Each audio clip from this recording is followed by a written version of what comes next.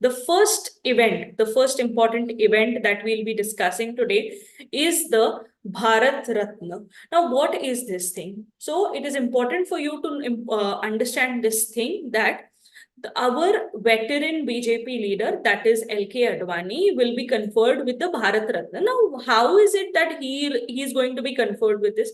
Try to understand this one important thing, that every year there are nominations that are given, and understanding these nominations, there will be somebody who is nominated. Now, these nominations are given by the Prime Minister, these nominations are given by the President.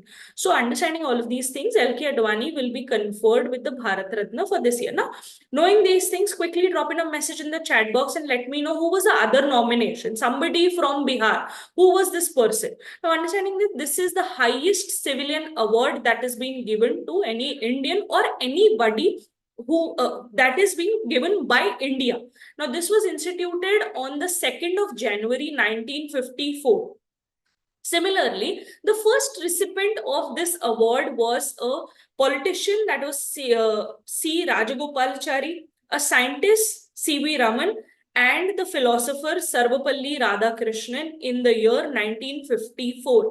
It becomes important for you to let me know in the comment section again, who is this philosopher Sarvapalli Radhakrishnan? We have heard this name a lot of times in our school times, in a lot of places. So, who is this person? Knowing these things, let's understand the other important thing here, that is, the award is given in recognition of exceptional services in any field of human endeavor, which includes your art, literature, science, and public services.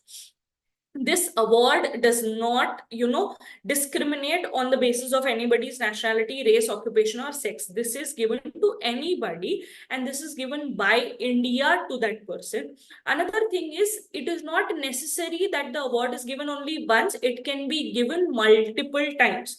Important leaders who have been given multiple times is Pandit Jawaharlal Nehru and former President APJ Abdul Kalam. They have received multiple times this award of Bharat Ratna. Similarly, it can also be conferred posthumously. Now, what do we mean by posthumously? It becomes important for you to know this thing, that posthumously means somebody who is getting this award, or who's getting any award post their death. Okay? Coming to the next part, or the next news is,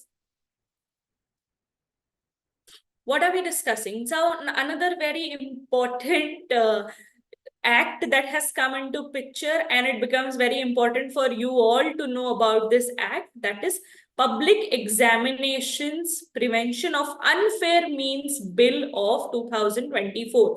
Now, this bill was introduced very recently. It has not yet become an act. So, please be aware of these things. Now, okay, yes, I have started receiving good responses. Very good. Pranay, what about others? Wonderful. Yes, I will be discussing some of your queries in the end of today's session. So, coming to the next part about this bill. What is this bill? Now, this was introduced in the lower house, that is Lok Sabha, and this aims to address kinds of unfair means in public examinations to enhance the transparency, fairness, and credibility in the examination system. Okay. Similarly, it is important for you to firstly understand what do we mean by unfair means. Now, unfair means is defined under Section 3 of this Act, which outlines that actions constituting unfair means include question paper leakage, tampering with answer sheets, and conducting fake examinations for monetary gain. Why is it important for us to have a bill like this? We have heard so many incidences across the country where there are many institutes, where there are many colleges, where there are many schools who are actually doing examinations or conducting exams in this manner, where they, in these manner, like they are taking money from the students, they or bribe, or they are leaking papers, or they are even writing answers and asking the students to simply copy these things, which is absolutely unfair. Now, this helps in, as I said earlier, also in transparency, fairness, credibility in public examinations, which ensures that there are sincere efforts put in by the candidates, and these efforts are then duly rewarded. Understanding all of these things, this is why the Public Examinations Prevention of Unfair Means Bill has been introduced. It becomes important for you to understand these bills, important for you to understand the further process if this bill is going to become an act or not. And please make a note of all of these things. Try to read in depth about these bills and other important things. The first event that we discussed is Bharat Ratna. The second is our bill that has been discussed. Coming to the third one, very important news of this week, that is Uttarakhand's Uniform Civil Code. Now, knowing these things, Uttarakhand's Chief Minister, who is the Chief Minister? As you all can see on the screen also, Pushkar Singh Dhami. He has proposed this thing in the Legislative Assembly of the state. Now, after Goa, this becomes the first state to introduce or to initiate with this concept of Uniform Civil Code. Now, what is Uniform Civil Code is something that, in short words, if you can quickly type in and let me know what is this thing. Similarly, this was a journey towards implementing this thing in Uttarakhand. Now, this journey began with a drafting committee. Okay, how can something be implemented? It has to be firstly drafted. And this high-level committee was chaired or headed by retired Supreme Court judge, that is Justice Ranjana P. Desai. Okay, now there are certain important provisions that have been added under the Uttarakhand's Uniform Civil Code Bill. Okay, so quickly try to understand these things. Exclusion of the tribal communities from the UCC bill. The next is regulation of live-in relationships, prohibition of bigamy and polygamy. Similarly, the marriage age and customs exceptions. Lastly, this bill is not that progressive in terms of the LGBTQI community. So it becomes important for you to read the pros as well as the cons of this bill. Very good. I am seeing Anirudh and Tanisha putting in comments. In fact, Rugved has also put in comment. Janya, very good. Very nice, guys. I can see all people, regardless of religion, will have uniform set of personal laws. Wonderful. UCC is a set of laws, same for everyone. Basically, that civil laws, similar for everyone, regardless of their race, caste, and gender. Wonderful, guys.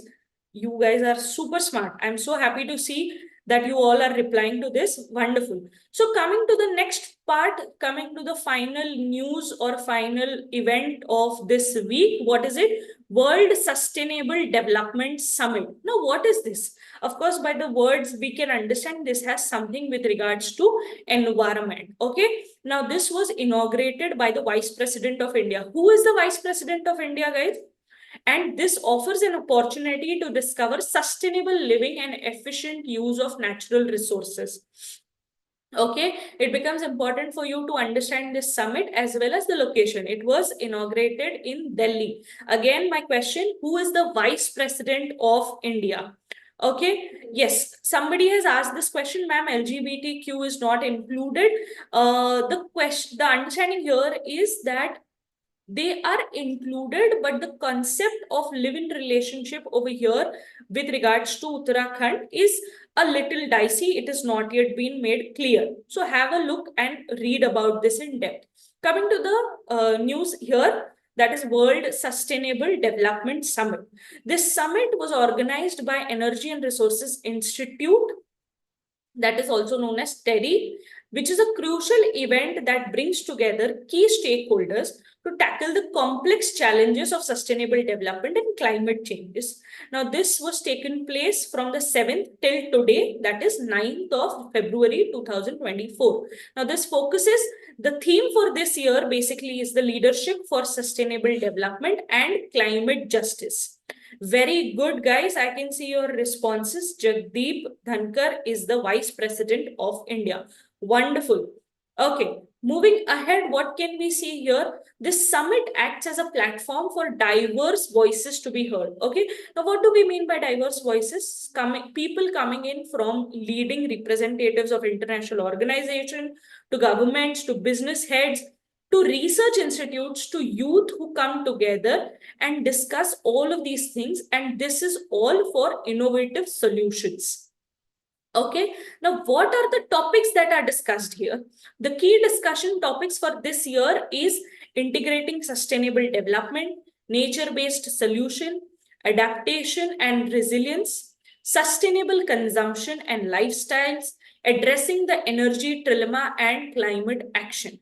Coming to the last part of this, World Sustainable Summit, okay, World Sustainable Development Summit of 2024 aims to facilitate meaningful discussions, collaboration, and initiatives towards achieving sustainable development and climate justice on global scale.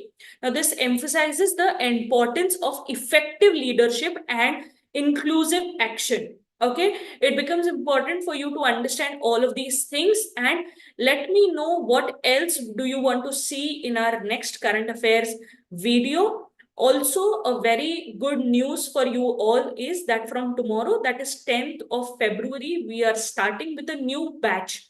Now, our mission is CLAT 2025.